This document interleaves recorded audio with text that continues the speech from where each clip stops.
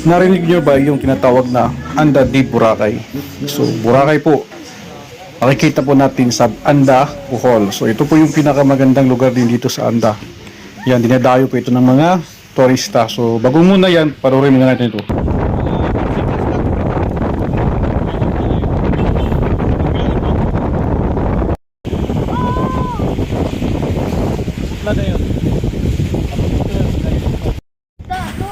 After po 20 minutes po simula doon sa amin, so nakarating na rin din tayo dito sa Anda di Boracay. Itong Anda di Boracay po makikita po natin sa may Anda rin po dito sa bandang harap po ng Camiguin sa Bohol.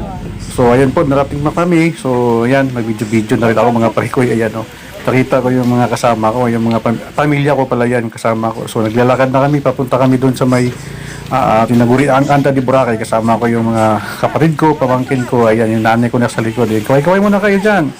Ayan, so dumating na kami dito sa loob.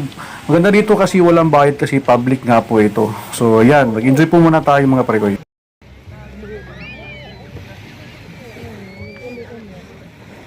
So, nandito na kami, papasok na kami sa may mismo talagang area ng Anda di Boracay. So, siya nga pala, shout out pala yung Axas Marine.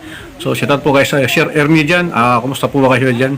Yan, Sir, ito po yung pinakamagandang lugar dito sa Anda. Ito yung tawag namin Anda di Boracay. Yan, napakapukati ng buhangin talaga. No? Yan, malinis na malinis po talaga kahit public po ito. Yan. Saka ginabi na rin kami, bago kami umuwi, kumakain po muna kami dito sa Anda Food Park. So, hanggang dito na lang po tayo mga parikoya. Medyo maiksi lang po yung video natin. So, kita-kita na lang po tayo sa sunod ng mga video. Bye-bye mga parikoy. See you!